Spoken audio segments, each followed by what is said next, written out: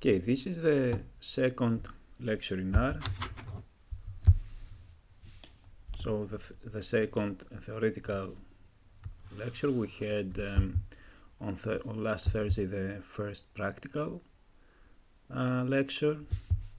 Okay, so today we will talk a little bit about the basic data structures that we have in R, and we will present the RStudio. This is something that we did last time, but it will be a revision. And then some basic methods to construct vectors, lists, matrices, and data frames. And a few things if we will have time for visualizations.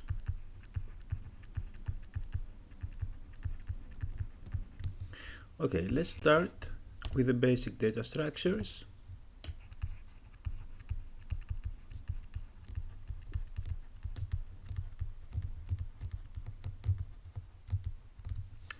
So the simplest thing that we can do in R is actually to say that a variable A has a value of 1 or something like that, has a value. So this value here can be a number, or it can be a floating point number, or it can be a letter or a text.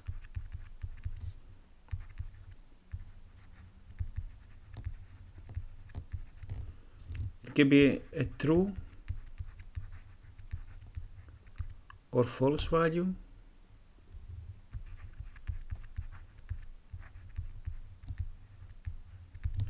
So in other languages we could call these scalars.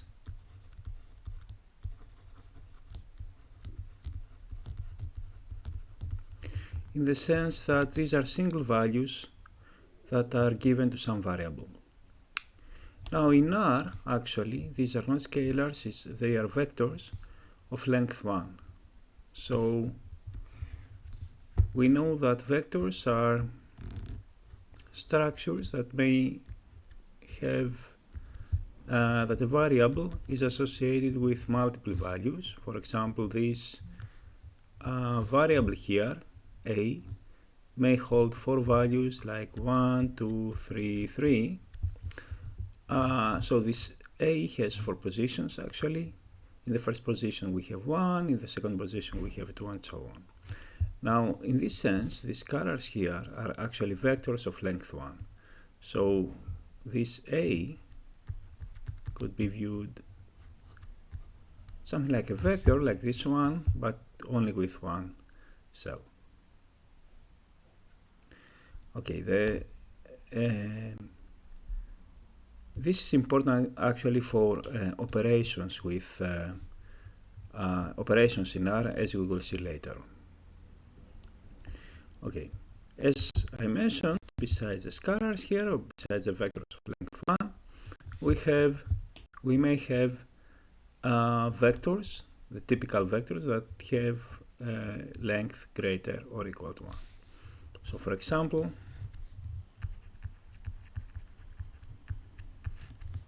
a vector A, here we say that it's a concatenation. This actually function C means concatenation. So it's a function that puts together several things.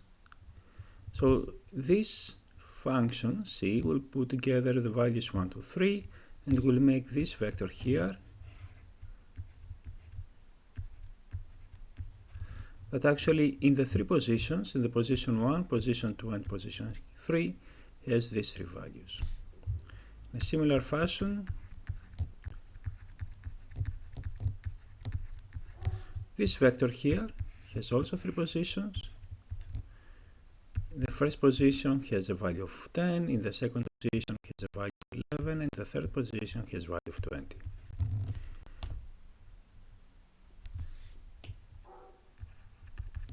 We may have also vectors that have the same value everywhere. For example, this one. Now this is a vector of 5 positions. In the first position we have 1, in the second we have 1, in the third one, in the fourth one, in the fifth one. The important thing for vectors in R is that all of them should be the same type. So for example, here all of them are numeric. I can have a vector, let's take y, and this will have the values a, b, c. Now notice that these three values are actually strings. So again, I have a vector of 3 positions, position 1, 2, 3, and in position 1 I have an A, position 2 I have a B, position 3 I have a C.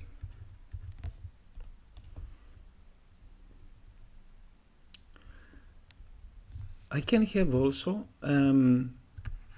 things like that.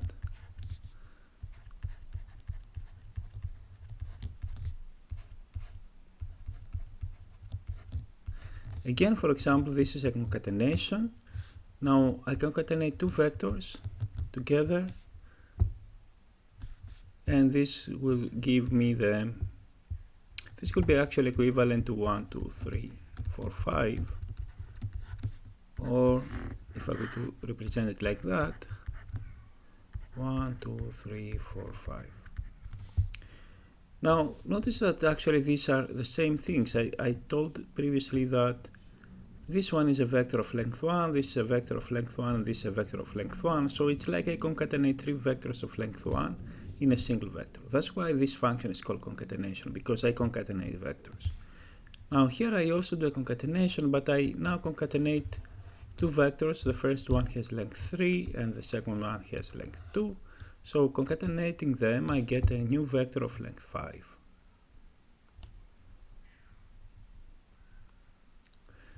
Exactly the same would be if I would have a vector of strings or even a vector of true and false values. So for example, if I have the vector x with the values true, true, true, false, and the vector z with the values true, true, true, true, and I want to concatenate them, I can make a vector w equals c x z, and this actually will be the vector true, true, true, true, sorry, false here, then 4 truths. Concatenation of 2 logical vectors.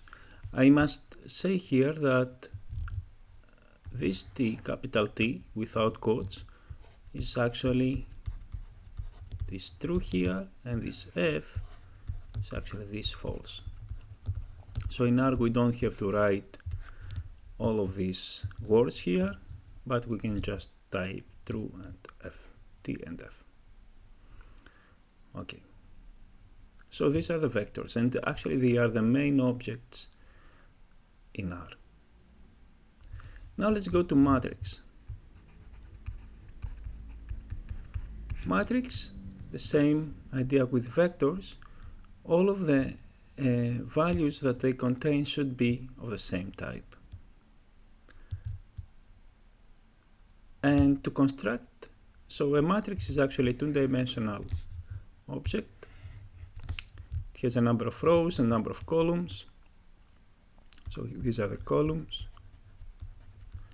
these are the rows. Again, we start from 1, for example 5 rows, 4 columns,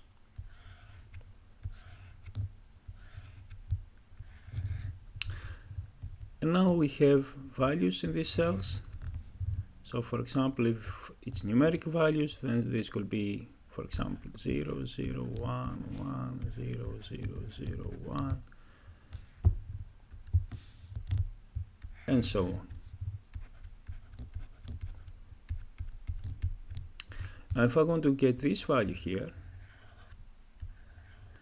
the 0 here, this is in position 1, 1.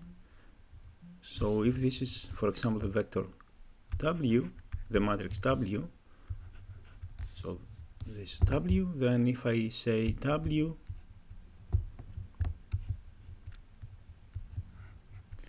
of 1, comma 1, it means that I want the value that is on the first row and the first column. So this is this one. It's actually this 0.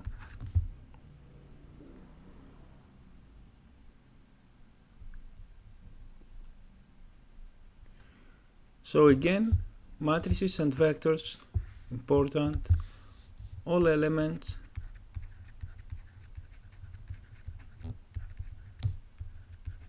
should be the same type. For example, all of them should be vectors, should be strings, or all of them should be numbers, or all of them should be logical values.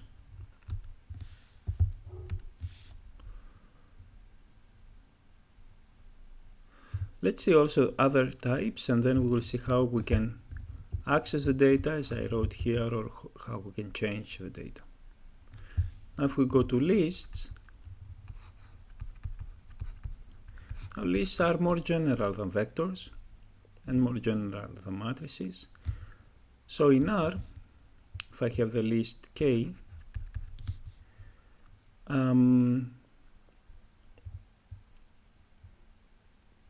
it's like a vector. It can have multiple values, but each element might be of a different type. To construct a list, I use this list function here.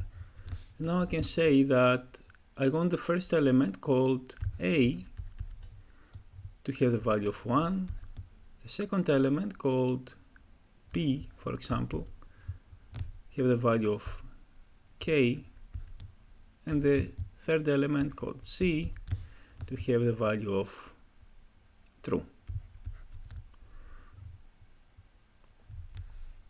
So this K here is a list, is again concatenation, we could say, of 3 things, but now these 3 things can be of different type. We have a number here,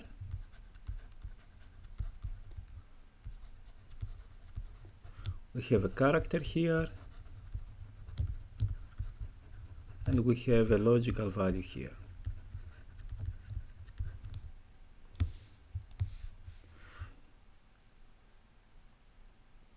We can even have more complicated lists like this one.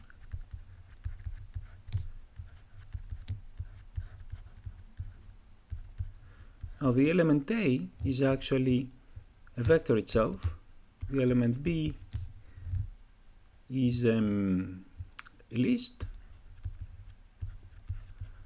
of 1 to 3. And the element W, for example, is a string, this one.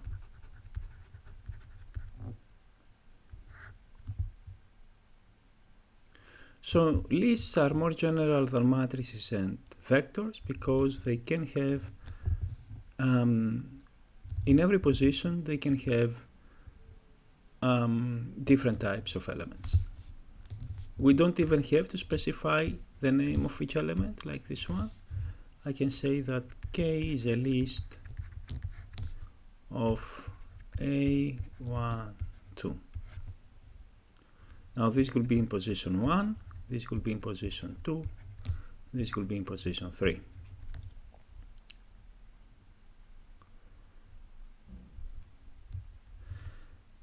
And similar to matrices, we have the data frames,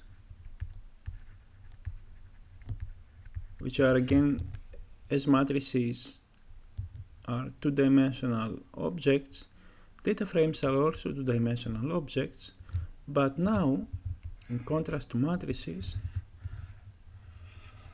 each column might have elements of different type. So for example, column 1 might have numbers, column 2 might have strings, and so on.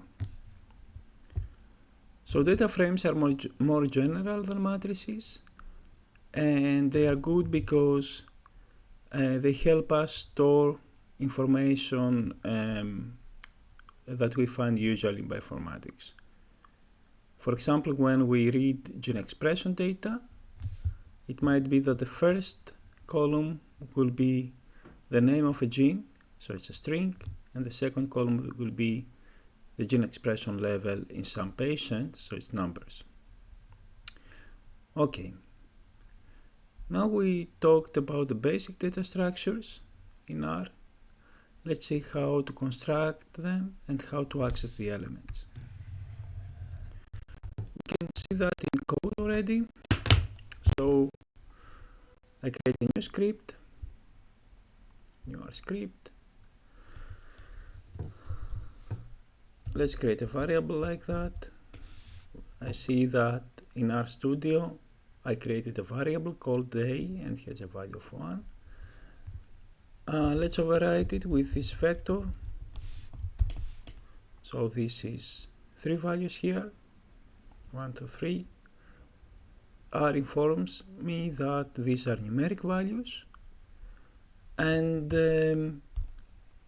let's see some things. If I want to access these elements, I can do it using 2 ways.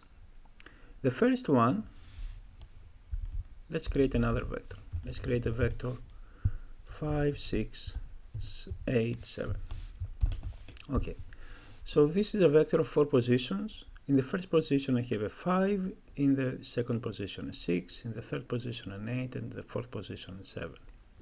If I want to access a number here, I can do it by position.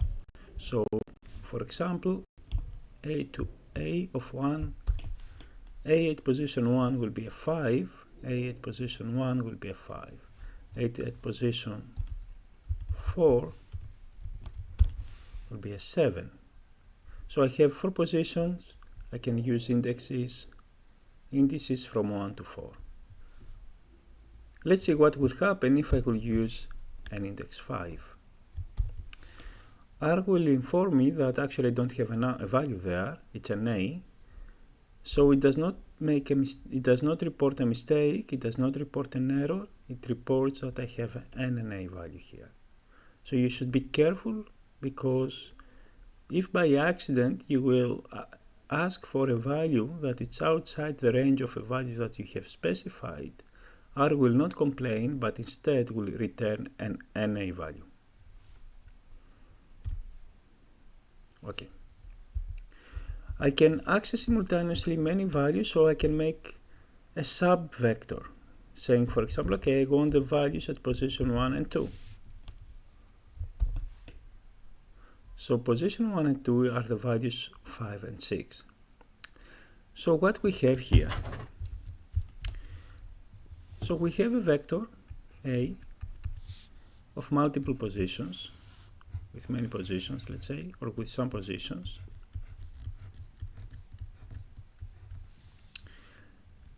And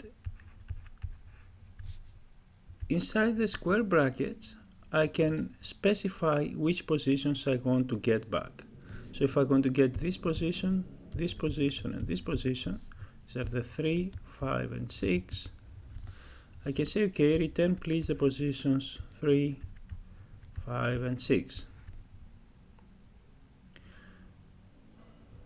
I can do it in another way also. So I want the positions in 3, 5, 6. So this is, in order to understand these complex structures, I think it's advisable to go from the inner part to the outer part. So this thing here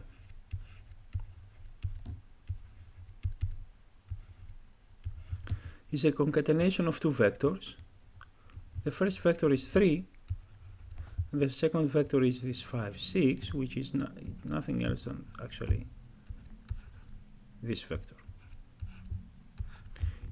If I will concatenate these 2 things, I will get the 3, 5, 6 vector, and if I will plug this 3, 5, 6 here,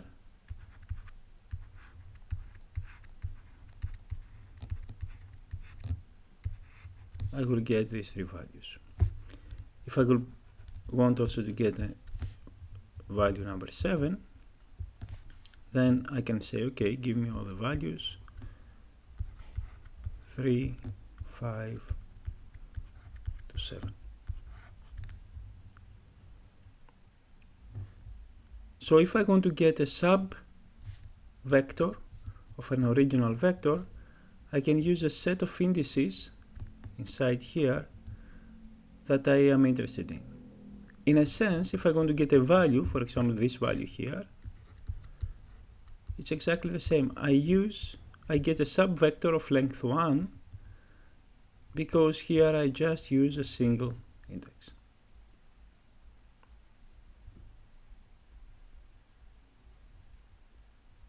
There is another way that I can get subvectors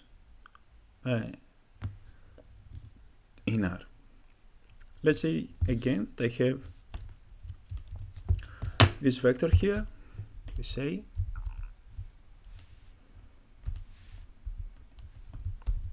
but now I specified the names of A, so the names of each of these cells, the names of each one of these values here are, so names here equals to a new vector called A, B, C, D. So now my A is a named vector, as I can see here.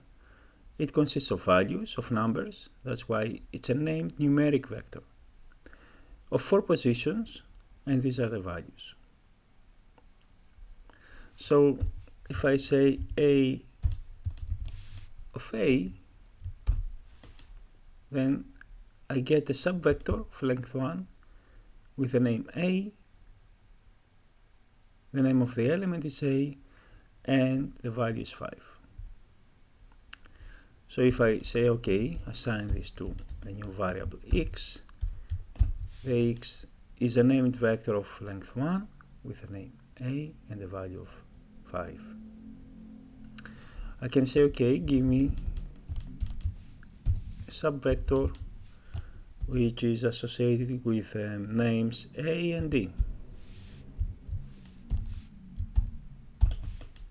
So now this is a new vector, x is a new vector of length 2, and the name of the elements is A and D, and the values are 5 and 7, as far as I can see here. So there are 2 ways to access elements in a vector, either by position, or if it is a named vector, I can access it by the names of the cells. We will see later on that this is very, very useful. Let's see how I can access elements of a list. So if I have the list, let's make first a simple list without names. So this one. If I print it, I see already that it's printed like that. So I have the following here. I have a list that is composed actually by four numbers, 1, 2, 3, and 5. If I go to get access to this one here, then I have to use a double bracket and then the position. So R tells me that at position 1 of this list there is an element, and actually this is the element 1.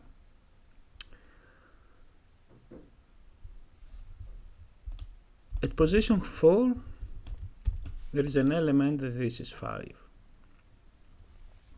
So I use double brackets in R in order to access the element itself. There is another operator, the single square bracket, like vector, but now this will not be the number 5. It will not return the number 5, but it will return a list. You see, this is a list of one element, and this element has a value 5. So if I want to draw it, if for example this is a list, I will draw it like that, and has the elements 1, 2, 3, then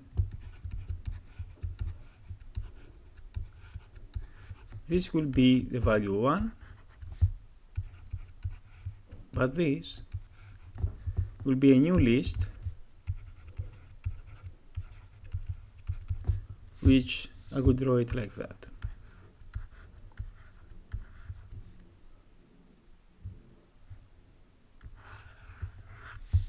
So as I have here a list of 3 elements, here I have a list of 1 element.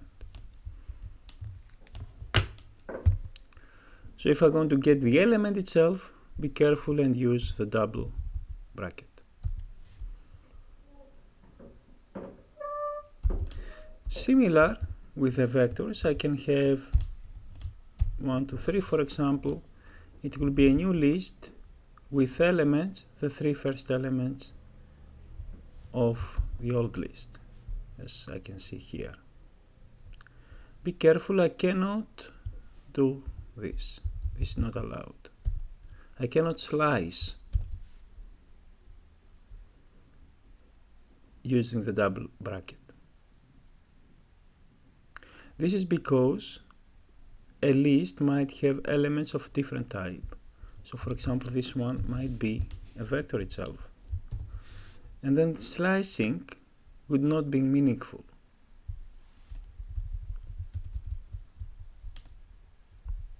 In contrast, this is meaningful because now this is a new list of 3 elements. The second element here is a vector with values 2 and 3.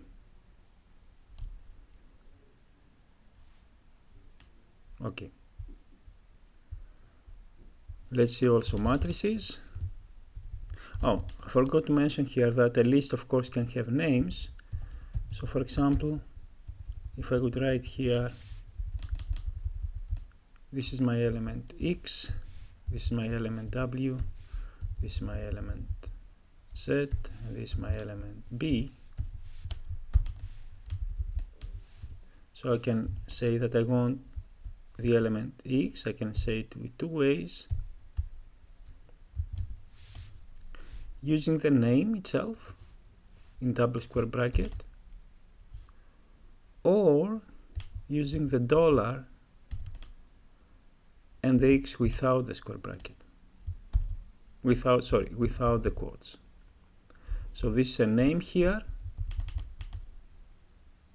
and this is a variable. So this is the variable X of the list A. In a similar way, I can say A of W, it will be a vector with values 2 and 3, this element here.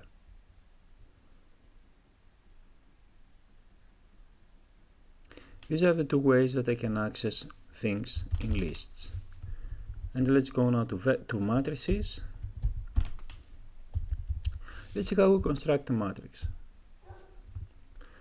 There are several ways to construct a matrix. I can have the matrix, let's call it M. I use the keyword matrix to construct it. And I use mainly 3 elements. I can use also 4 elements. But let's see. The first one is which values I want this matrix to comprise. So I want my matrix to have 0 values. All elements in the matrix to be 0. And then I specify the number of rows that the matrix should have, let's say 4, and the number of columns that the matrix should have, let's say 5. Now this will construct a 4 by 5 matrix, and all elements in this matrix will be 0. 4 by 5 matrix, 4 rows, 5 columns, all elements are 0. Now this 4x5 matrix contains, of course, 20 elements. And I can say, you know, I want actually to have the values 1, 2, 3, 4, 5, 6, 7, 8, 9, 10, and so on until 20. So I can say that I want here the vector 1 to 20 to be written as a matrix, in a matrix form, 4 rows and 5 columns. So these are the values 1, 2, 3, and up to 20. And you see 1, 2, 3, 4, 5, 6, 7, 8, and so on. Now someone could ask, okay, how can I write these values in this form? 1, 2, 3, 4, 5, 6, 7, 8, 9, 10, and so on. So by default, R writes the values column-wise, in a column fashion. So it starts from the first column, writes the values, and then goes to the second column, third column, fourth column, and fifth column. If I want to change this default behavior, I must write by row equals true, or just T. This means these 20 values, put them in a matrix form, but row-wise. And now it's 1, 2, 3, 4, 5, 6, 7, 8, 9, 10, and so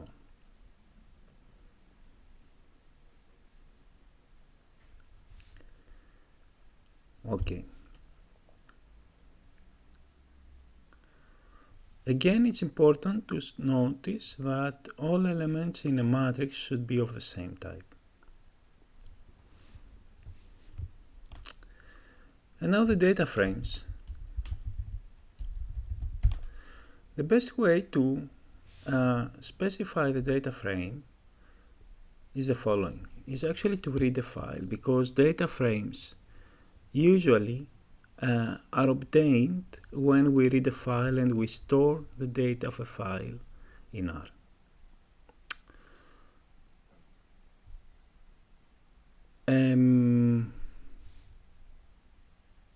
But we will see that later when we'll show how to read files, and then we'll obtain a data frame. So let's skip this for the moment. Okay, so these are the basic data structures in R. Oh, one more thing that I forgot to mention. Matrices like vectors could have names, row names and column names. So for example, if I could say that the row names of M are the A, B, C, D, and the column names of M are the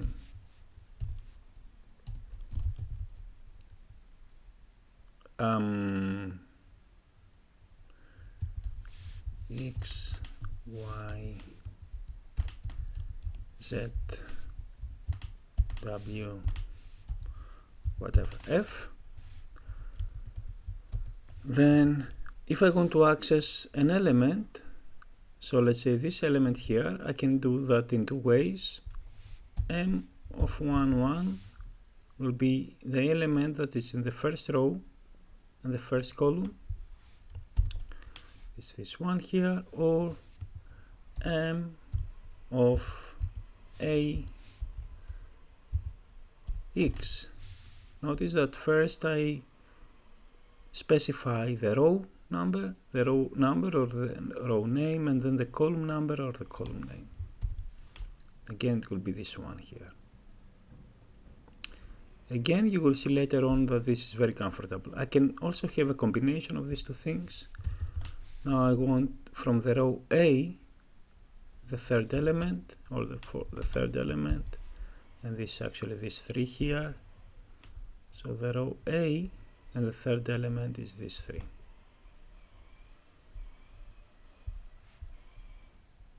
Okay. What else we could say here? I can, so in all these elements, in all these objects like vector, matrices, lists, I can modify the elements. For example, I can say that I want to change the element position 2, 3 by giving a 10 there. So M now will be 6, 7, so position 2, 3 is this one, and I had an 8 before, and now I have a 10 there. So the new matrix is 6, 7, 10, 9, 10.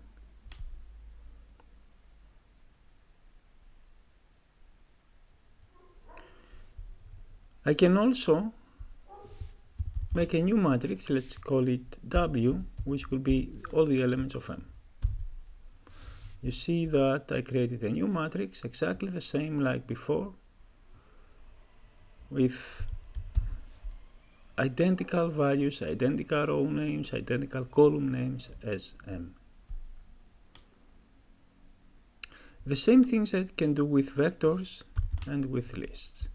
So if I will go up here, they have this vector A. I can say that A of 2 should be 0, and now A will be 5087. So it's 5087.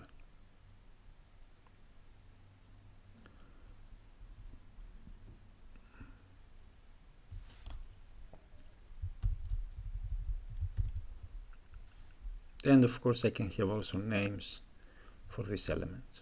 The same I can do with lists. If I will say that this is my list A now, A of